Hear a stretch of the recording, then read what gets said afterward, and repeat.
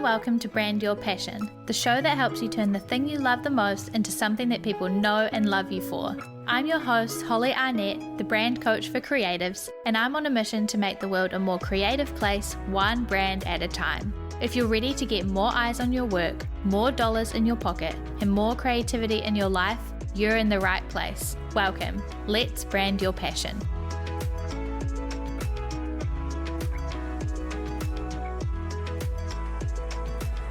Hey everybody, and welcome to this week's episode of Brand Your Passion.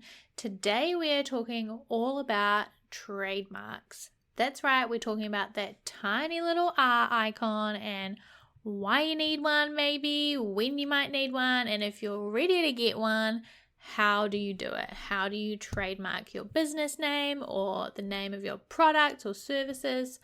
We're talking all about it in this week's episode. Let's go.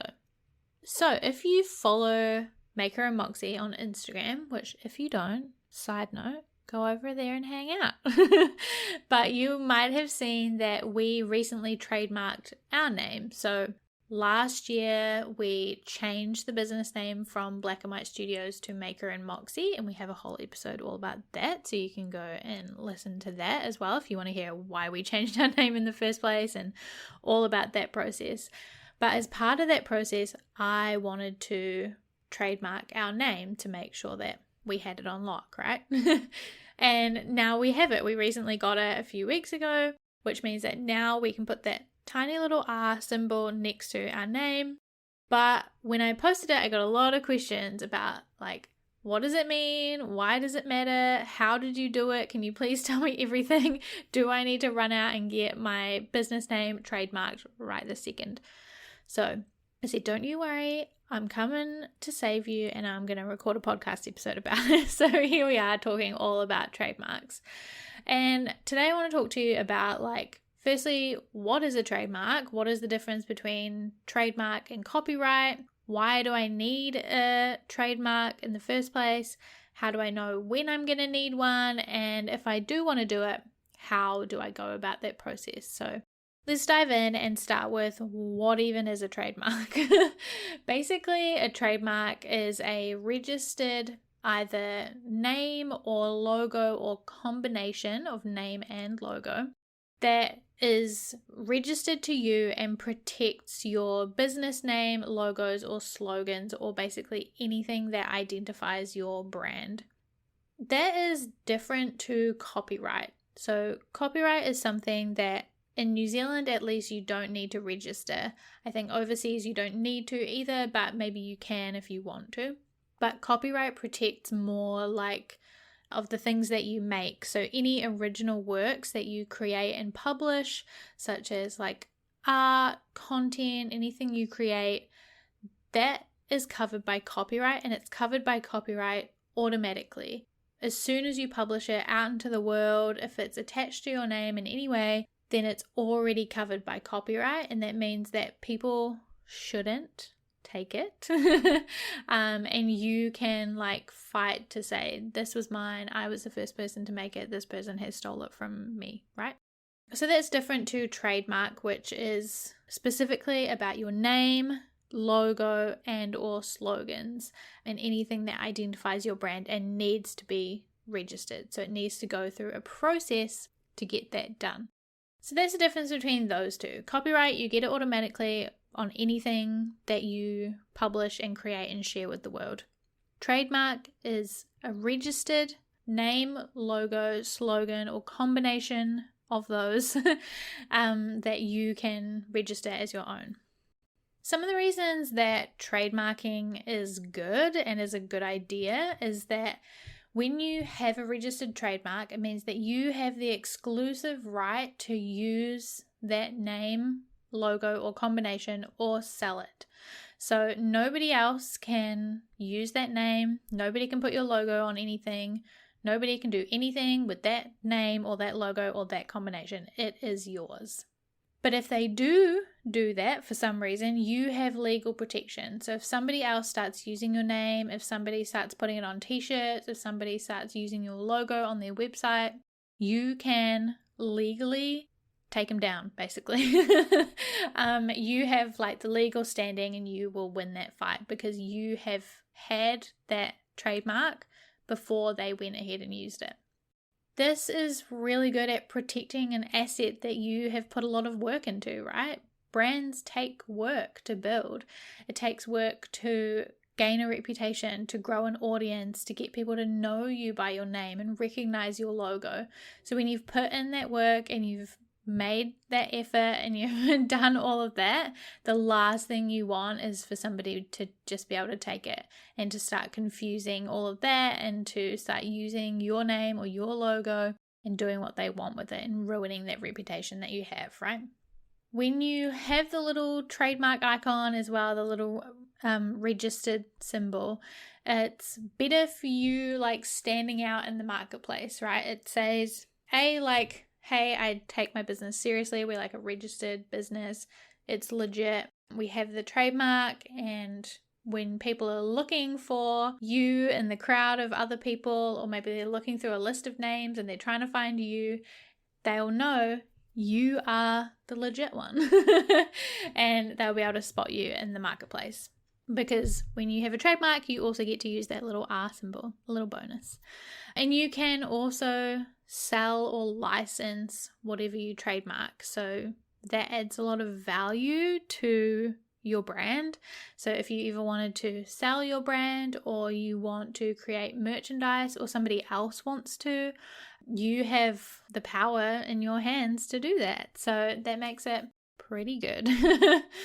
So those are kind of the main reasons why trademarking is good. The most important one really is just the protection that you have that says, this is mine, you can't use it, I'm the only one who can, and if you try, you're going to get in trouble.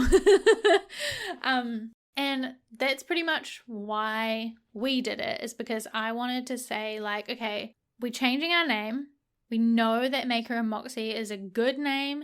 It's unique and it's like perfect for our audience. And we've done a lot of work to find it. And we want to have the ability and the protection to be able to do what we want with it in the future. So I want to protect that. And I want to make sure that in the like branding and design industry, that we are the only Maker Moxie. I don't want anybody else to be able to have that name. I want it. And so that I can make sure that we can build our brand and that people will know who we are and that nobody will confuse us with anybody else. So that might give you some indication of when you might want to register a trademark. I would say it's ideally good to at least check your trademark before you start your business because you want to make sure that if you're choosing a name, that you're not choosing a name that's already trademarked, that somebody else already has the legal protection and the exclusive right to use. So if you can, at least check it and maybe claim it before you start your business or before you kind of go into the marketplace, because you don't want to accidentally use somebody else's name and then get into a whole bunch of trouble down the road. But basically the main question is, do you have a name that you really want to protect, that you want to stop others from using in your industry, and that you want to make sure that people know you for, and that nobody's going to confuse you with somebody else? If that is the case, then it's a good idea to register your trademark. And that includes your own name. I have not been through the process of trademarking my own name, but you can do it. A lot of celebrities do it, mainly to like stop people using their name or their likeness on like merchandise or to put their name against anything they don't want it to be put against. So you can trademark your own name if you want to do that. So if you decide, okay, I know what a trademark is. I think I'm ready to do one, to register mine. How do I go about it? The process is like pretty simple. And I'm going to tell you about what the process was like for me here in New Zealand to register my trademark in New Zealand. And it's similar from what I have looked at across the globe. The general process is similar, but there might be slight differences to the exact process based on where you live. So just take that into consideration, that wherever you live, there will be certain criteria or things that you need to do or differences in timings or whatever. That is how it works, okay? But here in New Zealand, and the general process of what I can see goes like this.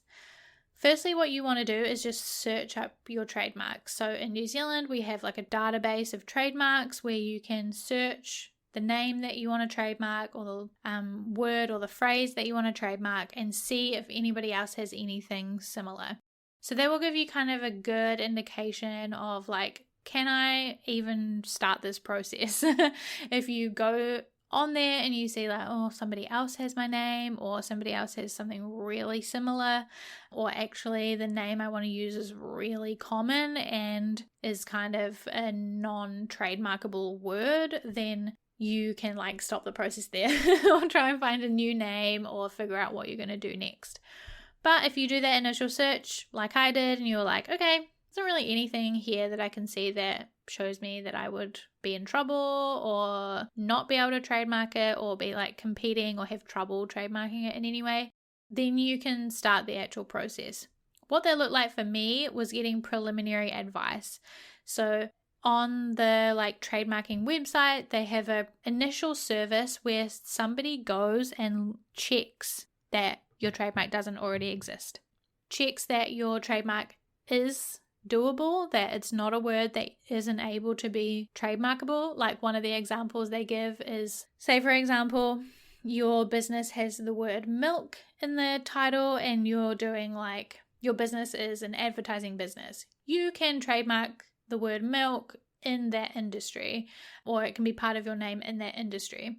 Whereas if you're trying to trademark the word milk in the dairy industry, it's not going to happen. Like you just can't do that because it's a word that everybody is using that is like common verbiage that is just not going to be able to be trademarked. So getting this preliminary advice saves you spending like hundreds of dollars or however much it costs on doing the full registration of your trademark. So I highly recommend doing that and paying it wasn't a lot here, it was like tens of dollars or something to get that checked. So I would do that first. Get somebody on the trademarking team to go and look and double check that your trademark is available and that they recommend that you can go ahead with the process, or they'll recommend not. They'll recommend something else. Once you've gotten that back, if they've said, yep, go ahead, then you can apply for your trademark. So you put in what you want to trademark, so the name and the logo if you want, and the combination. If you want both of them, that's what I did. I registered the name and the logo. You put in what industries you want, so you pay for each kind of category of industry. So I think I registered in 2 different areas. One being like, I think it was like more design stuff, and then more marketing stuff was the second one, and coaching and things. So you can register in different industries or categories, but you have to pay for both or however many you do. So you put in all of those, you give them all your information, and you send off the application. Then you wait for them to approve or deny or whatever, however they respond. If it gets approved, which is what happened to me, I don't know any of the steps along this process that happens if it gets declined. So apologies if you ever get to that point. I cannot help you because thankfully ours just was fine and it was good at every stage of the process. But once it's approved, it then gets like published on a register or somewhere that anybody can see and can disagree with. So if somebody sees that I want to register Maker Moxie and they want to say, nope, I don't think you should do that, it's too close to my trademark, or I have a similar one, or whatever, they want to fight it, then they have that window of time to do that. I think it was up for like, I want to say 6 months, like 3 to 6 months. I can't remember exactly, but it's up for like a long period of time so that anybody who sees it can say, nope, I don't want you to do that. I'm going to fight this trademark registration. So you wait to see if anybody disagrees.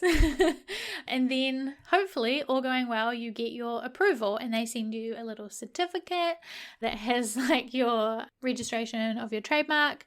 And like me, you should frame that and put it on the wall, because I was really proud. I was like, oh my gosh, so legit. Look at our little trademark. And I framed it and put it on the wall next to my degree.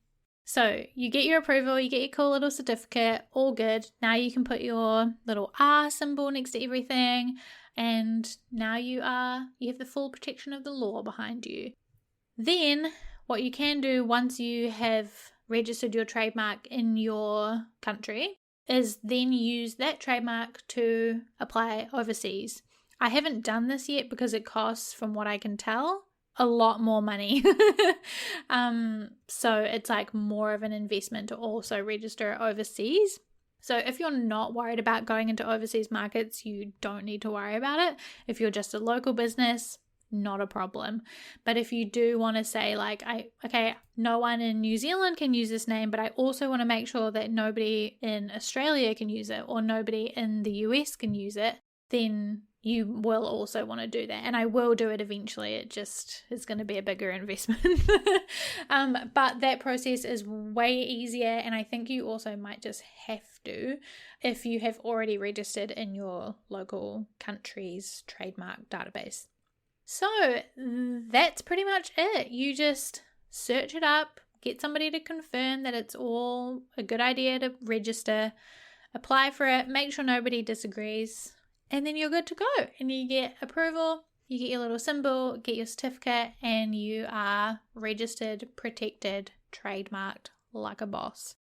All in all, from what I can remember, it cost me in total a couple of $100 New Zealand to do that whole process. That obviously doesn't include like my time or anything like that, but just like paying for the registration, paying for somebody to do that preliminary advice, it just cost a couple of $100.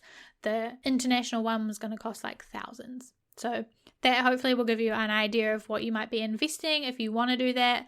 But for me, a couple of $100 worth it for in case I have to pay, protection for having to pay thousands and thousands later on down the track.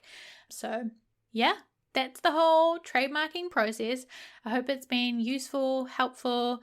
If you have any questions about it, please let me know as always. And if you haven't already joined the studio, you could come and do that. You can ask questions. We can talk about it in there as well and talk to anybody else who's done the trademark process, get some advice from like people overseas, all of that stuff. Come and hang out in the studio and we will chat about it in there. I hope this has been useful. I can't wait to see you or talk to you in the next episode. And as always, keep creating and I will talk to you next time. Bye.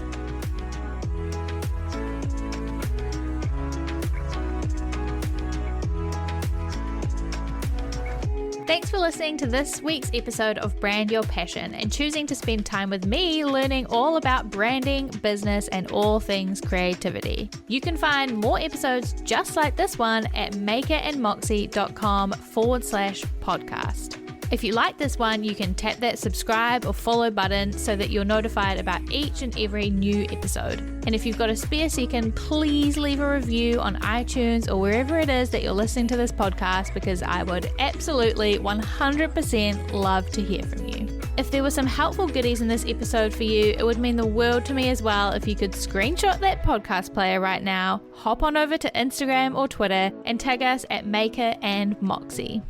By subscribing, reviewing, and sharing, you're helping reach more creators just like you, so that together we can make the world a more creative place, one brand at a time. We can't achieve this mission without you, so your support means the absolute world. I will talk to you in the next episode, but until then, keep creating.